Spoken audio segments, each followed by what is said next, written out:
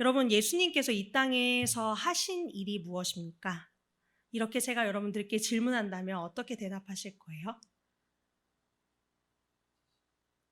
네, 맞습니다. 예수님이, 네, 질병을 고쳐주셨고, 오늘 본문 말씀처럼 질병을 고쳐주셨고, 또 말씀도 하나님 나라를 전파하시고, 또 무리를 걷기도 하시고, 물을 포도주로 변하게 하시는 그런 사건들도 보여주시고, 또 제자들도 세우시고, 십자가를 지시고, 결국에는 죽음에서 부활까지. 주님이 하신 일과 사역들은 여러 가지가 있습니다. 그렇다면 여러분, 도대체 주님이 이 일들을 왜, 무엇 때문에, 도대체 왜 하신 것일까요? 오늘 본문 말씀을 통해서 예수님은 무슨 목적을 가지시고 이 땅에서 사역을 하셨던 것인지 오늘 말씀을 통해서 한번 알아보고자 합니다. 그럼 예수님이 오시기에 앞서서 왜 예수님이 이 땅 가운데 오셨어야만 했는지, 오셨어야만 하는 그 이유가 무엇인지를 알아야 합니다. 쉽게 말하자면 우리 인간이라는 이 존재가 망가졌고 죽었기 때문이었습니다. 때는 시간을 거슬러 한참을 올라가야 하죠. 세상의 첫사람이었던 사람이 누구였습니까? 아담이었습니다. 아담과 하와에게 하나님께서는 말씀하셨어요. 자, 너는 내가 창조한 이 세상을 마음껏 다스리고 관리해라. 이것을 말씀하신 것뿐만이 아니라 다른 어떤 피조물보다도 뛰어난 권위를 주셨어요. 권위. 동물들을 아담이 부르면 나아옵니다. 그리고 아담은 그 동물에게 이름을 지어줍니다. 육식 동물조차도 아담을 해하지 못하였습니다.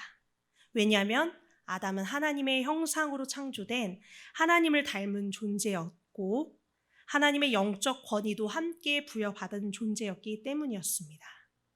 창세기에 등장하는 아담을 우리와 같은 모습으로 여러분들 생각하면 조금 이해가 떨어지실 거예요. 그런데 창세기에서는요, 하나님께서 아담을 만드시고 창조를 완성하신 이후 하나님이 보시기에 심히 좋았더라 라고 기록이 되어 있습니다. 이 표현은요, 우리가 쓰는 그 어떤 단어보다 어떤 좋은 단어보다 가장 완벽한 것을 의미하는 최상급의 표현이에요. 하나님이 창조하신 사람은 지금 우리의 모습과는 비교할 수 없을 정도로 완벽한 존재였습니다. 하나님 다음으로 가장 아름답고 고귀한 존재였습니다. 그런데 아담은 뭘 범했습니까? 죄를 범했고 하나님께 받은 하나님의 형상은 오염이 되었고 훼손되어 버렸으며 우리에게는 결국 죽음이라는 것이 우리에게 찾아오게 되었다는 것이죠. 인간이 완전히 망가져 버린 것입니다. 하나님과 매일같이 그분의 그 사랑 안에서 그분을 찬양하고 그분 안에 거하며 그분 안에서 만족하고 즐겁고 행복을 누렸던 그 모든 순간들이 깨져버리게 되고 하나님의 모습은 우리 안에 사라지게 되었다는 것이죠. 예수님이 이 땅에 오신 것은 그분의 목적은 우리를 다시 범죄 이전의 모습으로 회복시키시려는 모습입니다. 아니, 그보다 더욱 완전한 상태로 우리를 회복시키시는 것이 그분의 목적인 것이죠. 그것을 우리는 쉽게 말해서 구원이라고 부르는 것입니다. 예수님께서 세상에 오셔서 하셨던 일은 병을 고치셨고 또 말씀을 전하셨고 결국엔 십자가에 죽으시기까지 그 모든 사역들은요, 우리 모두를, 저와 여러분들을 창조 때의 온전한 모습으로 회복시키시려는 하나님의 계획과 하나님의 목적이라는 사실입니다. 그래서 우리가 가장 첫 번째로 기억해야 할 것은 예수님이 하셨던 그 모든 사역의 목적과 방향이 바로 회복에 있었다라는 것입니다. 우리의 영혼과 육신을 본래의 모습으로 회복시키시고 또 우리의 삶의 행동들고 하나님과 함께했던 하나님 안에서 행복을 누렸던 그때처럼 사랑의 교제가 일어나고 은혜가 있고 예수님과 같은 그 모습으로 하나님과 온전히 소통할 수 있는 그 모습으로 돌려놓기 위함이라는 것이죠. 질병에 억눌리고 귀신에 붙잡히고 또 개인적인 욕망에 이끌려 살던 삶에서 회복시켜 주시는 것이 그분의 목적이라는 것입니다. 그래서 독생자 예수님께서 하나님의 아들로서 이 땅에 오셨습니다. 그리고 모든 사람의 죄를 담당하셨고 모든 사람들에게서 하나님께서 세우신 그 기준이 되어 사역을 감당하시고 우리를 가르치셨다라는 것입니다. 그렇게 하나님께서는요, 우리에게도, 저와 여러분들에게도 이 동일한 사명을 허락하셨습니다. 예수님이라는 그 정답, 예수님이라는 그 표대, 예수님이라는 그 목표, 예수님이라는 그 원본을 가지고 그분을 향해서 나아가는 것, 그분의 모습을 닮아가는 것, 회복해 가는 것이 바로 우리에게 주어진 사명이라는 것입니다. 바로 목표라는 것입니다. 여러분, 삽은 땅을 파기 위해서 그 목적으로 만들어집니다. 악기는 연주를 하기 위한 목적으로 만들어집니다. 요즘에는 잘 사용하진 않지만 주전자는 어떤 목적을 합니까? 물을 끓이기 위함인 거죠. 그런 목적처럼 만들어진 것처럼 우리의 목적은 바로 예수님의 모습을 회복해 가는 것입니다. 그런데 우리는 자꾸 우리의 목표를 다른 데에 둘 때가 너무너무 많아요. 특별히 우리는 하나님의 사람으로서 이 세상 가운데, 이 땅 가운데 또 파송되어진 우리의 목적 또한 이 회복에 있다라는 사실입니다. 내가 회복되어지고, 우리 가정이 회복되어지고, 내 이웃이 회복되어지고, 내 주변 지인들이 회복되어지고, 이 목적이 회복에 있다라는 것입니다. 그렇다면 여러분, 이 회복이라는 목표를요, 우리는 우리의 삶에서 얼마나 중요하게 생각하고 있습니까? 우리 본문 21절, 22절을 한번 읽어보도록 하겠습니다. 읽겠습니다. 시작. 제자 중에 또 한 사람이 이르되 주여 하소서. 예수께서 이르시되 죽은 자들이 그들의 죽은 자들을 장사하게 하고 너는 나를 따르라 하시니라. 아멘. 여러분, 이 말씀이 좀 이해가 되십니까? 아버지의 장례식만큼 이 세상에 급한 일이 또 어디 있겠습니까? 그런데 이 말씀은요, 예수님께서 어떤 의미로 말씀하신 거냐면, 너가 하나님의 사람으로서 가장 긴급하고 중요한 일이 지금 회복이라고 말씀하시는 겁니다.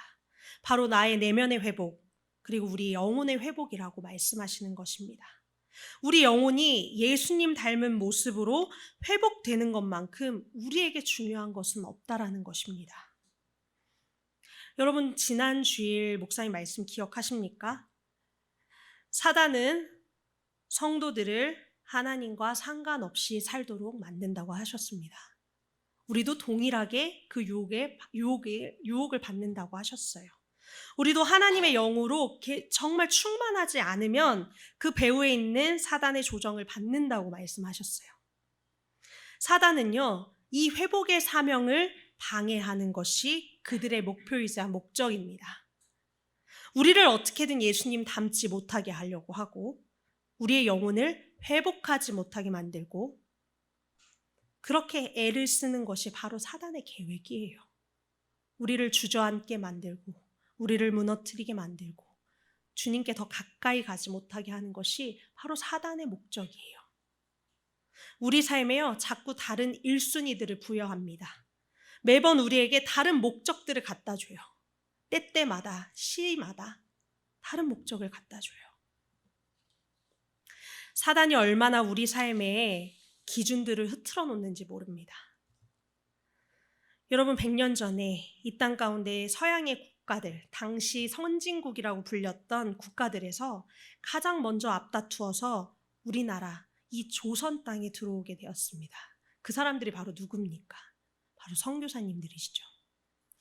그분들은요, 고국에 있으면요, 편안한 집, 안락한 집에서 그리고 좋은 차, 그리고 정말 행복한 가정, 좋은 직장, 이것들을 누리면서 살 수 있었단 말이에요. 그런데 그것들을 다 버리고 다 제쳐두고 정말 작고 작은 아무도 알지 못하는 이 조선이라는 땅 가운데 그분들이 들어오게 되었습니다. 왜요? 이곳에서 영혼들을 살리려고요. 이곳에서 영혼들을 섬기기 위해서 예수님처럼 이 땅 가운데 들어오게 되었습니다. 그러다가요, 우리 주원이처럼 이렇게 어린 아이들, 선교사님들의 자녀가 있었을 거 아니에요. 갓 태어난 아이들도 있었고 4살, 5살. 이 아이들이 다 풍토병에 걸려 죽게 됩니다. 제대로 살아보지도 못하고 죽게 돼요. 그것도 고국에서가 아니라 머나먼 이방 나라에 오게 되어서. 선교사님들도요, 복음을 전하다가 얼마나 조선 사람들에게 많이 맞고 욕먹고 또 죽기까지 하였습니다. 근데 그럼에도 불구하고 도대체 왜 이 조선이라는 작은 나라에서 여기에서 선교가 멈춰지지가 않는 거예요. 이곳 가운데 사랑이 멈춰지지 않는 거예요. 그분들은 하나님을 원망하지도 않았습니다. 왜일까요? 그분들의 목표는요, 그 고국 땅에 두고 온 안락한 집, 좋은 차, 좋은 직장이 아니라 바로 예수님처럼 사는 것이 그분들의 목표였기 때문입니다. 예수님이 이 땅에 오셔서 자신의 몸을 다 내어주고 죽기까지 모든 것을 우리에게 내어주시고 십자가에서 죽으신 것처럼 조선의 영혼들을 한 사람이라도 구원하기 위해서 자신의 모든 기준과 목적을 다 버리고 자기의 편안함도 다 버리고 누릴 수 있는 권세도 버리고 이곳 가운데 온 것입니다. 왜냐하면요, 오직 예수님의 모습을 회복하고자. 조선의 영혼들, 이 예수님을 모르고 죽어가는 이 영혼들도 주님을 만나서 회복되었으면 하는 마음에 그것이 유일한 목적이었기 때문에 그분들이 이 땅 가운데 사랑을 포기하지 않았고 선교를 포기하지 않았다라는 것입니다. 여러분, 우리가 이제 곧 1층으로 내려가게 됩니다. 왜 내려가야 한다고 했습니까? 사랑하기 위해서라고 말씀드렸어요. 사랑하기 위해서 내려가야 한다고. 더 사랑하기 위해서는 영혼들의 내면을 볼 수 있어야 한다고 하셨습니다.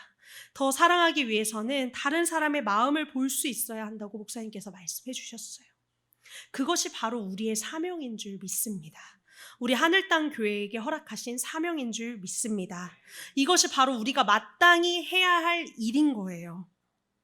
오늘도 공허함과 허망함 가운데 늪에 빠져서 죽어가고 있는 영혼들, 냉정하고 차가운 이 시대 가운데 누군가 좀 따뜻한 사랑의 손길을 내어주기를 기다리는 영혼들, 삶의 목표도 비전도 없이 그냥 기계처럼 흘러가는 대로 살아가고 있는 영혼들, 모두 다 예수님이 필요한 영혼들입니다.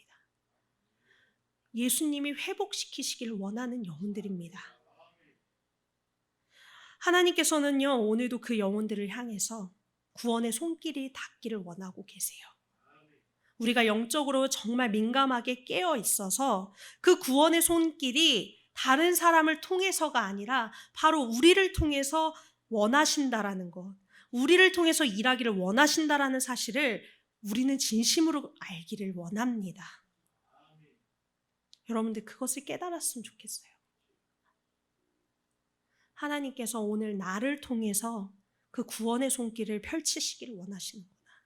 하나님께서 오늘 나를 통해서 그 죽어가는 백성들을 회복시키시기를 원하시는구나. 일하기를 원하시는구나.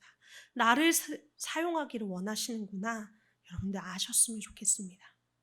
특별히 오늘 우리는 회복, 이 예수님의 모습이라는 이 목표를 함께 가졌으면 좋겠어요. 이 비전을 우리가 함께 꿈꿨으면 좋겠습니다. 이것이 나를 넘어서요, 우리를 향해 가야 하고요, 우리를 넘어서 세상 가운데 이 회복의 은혜가 계속해서 일어나야 합니다.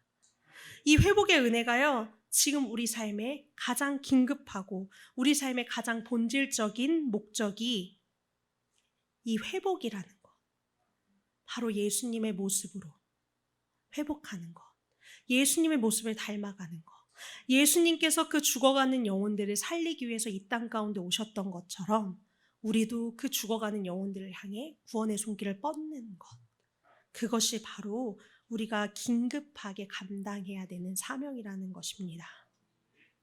하나님의 사람들이 이 목적을 잊어버릴 때요, 넘어지게 됩니다. 이 목적을 잃어버리면 무너지게 됩니다. 그리고 범죄의 자리로 나아갈 수밖에 없습니다. 그리고 사단은 아주 이것을 필사적으로 우리의 목적이 무엇인지, 우리가 어떤 방향으로 나아가야 하는지 사단은 이것을 아주 필사적으로 막습니다. 방해합니다. 잊어버리게 만듭니다. 여러분, 우리가 교회를 왜 다닙니까? 단순히 구원받으려고, 천국 가려고 다니는 것은 아니죠. 무리가 아닌 예수님의 제자가 되어서 더 우리가 예수님 닮아가고자, 주님 모습 조금이라도 더 닮고 싶어서 하나님께서 우리를 각자 있는 곳에서부터 불러 모으시고 세우신 것이 바로 교회라는 사실입니다. 여러분들, 오늘 이 말씀 잊지 마시고 정말 회복의 사명을 감당하는 우리 하늘 땅 교회가 되었으면 좋겠습니다. 그리고 내가 먼저 하나님의 사람으로서 이 회복이라는 목표를 가지고 내가 주님 나아갑니다. 하나님, 이 회복이 나를 넘어서 우리를 넘어서 이 세상 가운데 주님의 회복의 은혜가 나를 통해, 우리를 통해 전하여질 수 있도록 여러분 함께 기도하시고 함께 이 사명을 감당하는 우리 모두가 되었으면 좋겠습니다.